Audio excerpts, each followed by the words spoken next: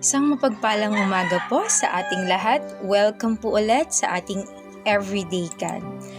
Ang ating pong pag-uusapan ngayon ay pinamagatang Jesus as our anchor of hope. Matatagpuan po ito sa Hebrews 6:19. We have this hope as an anchor for the soul, firm and secure. Ang pag-asang ito ang siyang matibay at matatag na angkla ng ating buhay at ito'y umaabot hanggang sa kabila ng tabing ng templo hanggang sa dakong kabanal-banalan. Blessed be the word of the Lord, no? Kung tatanungin ko, ikaw kapatid, kamusta ka ngayon? And when was the last time that you lose hope, no? O kaya na tabunan ka ng maraming problema o pagsubok sa buhay and you are about to give up or nawawalan ka, maybe ngayon nawawalan ka ng pag-asa dahil sa mga circumstances na nangyayari sa buhay mo ngayon. This message is so relevant to us because if you look around sa araw-araw ng mga taong nakakasalamuhan natin, or minsan tayo din actually, we tend to lose hope, no? And napakagandang reminder ni Lord sa atin ito. If I may define hope, no, what is hope po? Sabi dito, a feeling or of expectation and desire for a certain thing to happen. A feeling of trust. No? Sabi dito, what keeps you steady when things get tough?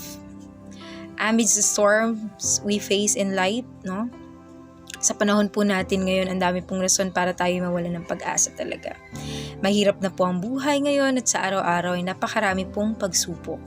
But God is good po dahil ang ating anchor ay si Lord lamang, no? Siya ang ating pag-asa. And let's further read po. May dalawa po tayong punto dito sa ating verse na ito. Una po, we need secure hope. Kailangan po talaga natin ng secure hope. Ang Diyos po natin ang may bigay at naglalang ng lahat ng nandito sa mundo. Ang mga bagay o tao sa paligid natin ay di natin kontrolado. That's why we need a secure hope. Saan po tayo makakahanap nun? Sa Diyos lamang po. Real hope is found in the unchanging word of our unchanging God. Amen po, no? And pangalawa po, we have secure hope. Real hope is anchored in the unchangeable word of our unchanging God.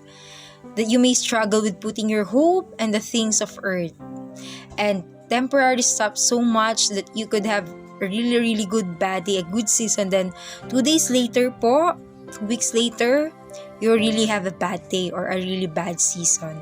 When we push our hearts in this direction, when we follow the lead of our Lord in Hebrews, we find our hope in a fixed person. And that is Jesus Christ, who has gone before us, who's committed to us, and will never change. And the thing that we have as a guarantee of that is God's unchanging word. Real hope is anchored to the unchangeable word of our unchanging God. Amen po? Now we need a secure hope, and we have a secure hope in Jesus alone. Lahat po ng tatanungin ko po kayo ulit, no? Saan po kayo kumukuha ng pag-asa? Sa pera mo ba ngayon? Sa trabaho? Sa posisyon mo? Sa mga material na bagay na meron ka? If I may say po, lahat po ng iyan ay temporary lamang. And our God, Jesus, no? He is a fixed person, and kahit kailan po hindi matitinag ang kanyang mga salita, hindi po nagbabago. And siya po mismo, ang kanyang mga promises ay talagang hindi nagbabago kahit kailan. Tayo pong tao, we tend to change po from time to time. But God is an unchanging God together with His unchanging word, no? And His promises. Sabi dito, Christ, the secure and steady anchor. Kumapit ka kay Kristo at sa mga pangako niyang totoo. Sa Diyos ka lamang magtiwala ng lubos dahil siya lang ang makapagbibigay sa iyo, sa atin po, ng pag-asa at liwanag.